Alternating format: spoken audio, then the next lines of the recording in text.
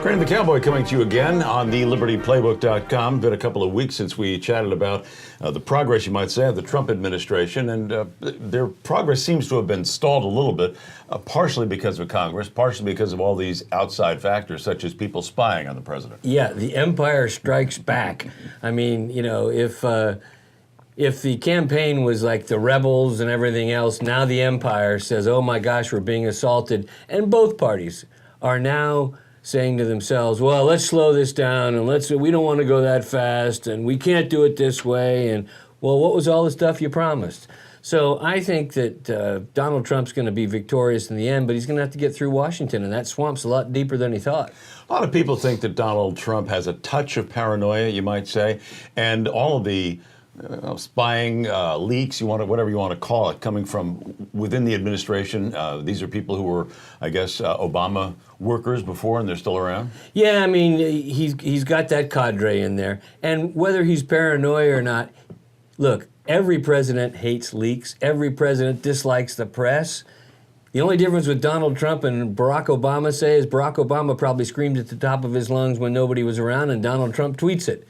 And maybe that's good, because the mainstream media is actually taking it on the chin a little bit here. And what do you make of this kind of shadow presidency that the right is accusing President Obama of running? He's living in Washington, D.C. He's got Valerie Jarrett and some other folks with him kind of monitoring every move Trump makes.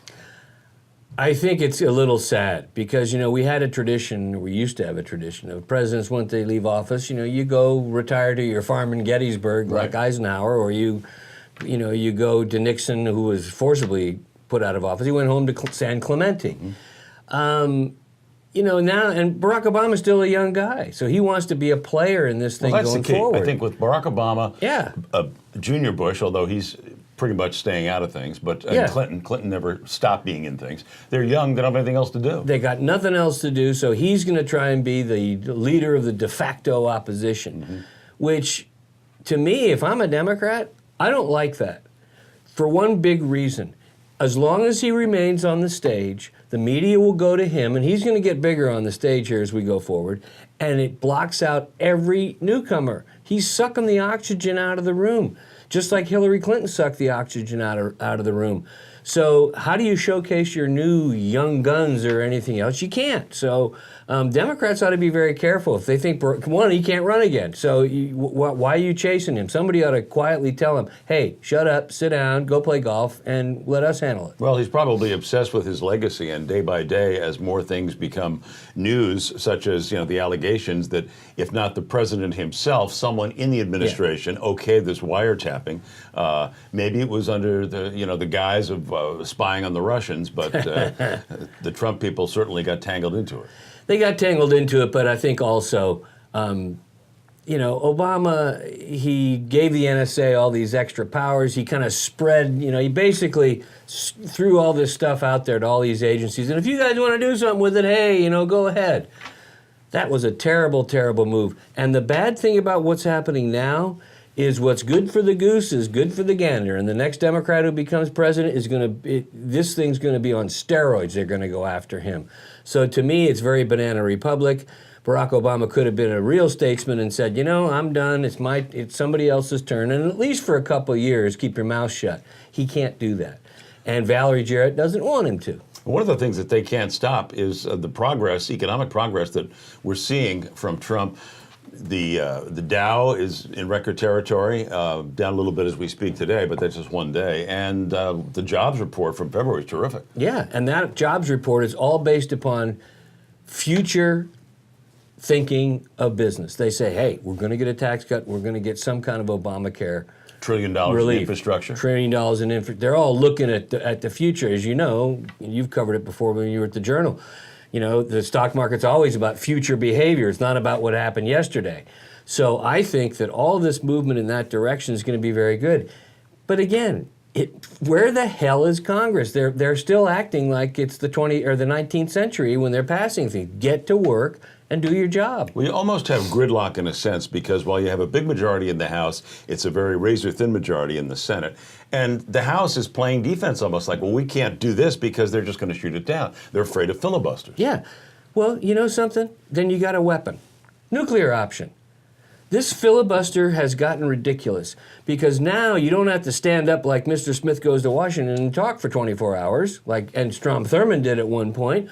What do you have to do now? I'm going to filibuster that. You have to have 60 votes to do it. The hell you do. You have to have 50 plus 1. That's all you should have to do. Pence is going to need a cot over the Exactly. You're going to need a cot, and he's probably going to spend more time there than the White House. But I'm of the mind that, look, let's get rid of this ridiculous filibuster. Either that or change the rule and say, if you want a filibuster, you got to stand in the well of the Senate and you got to keep yakking.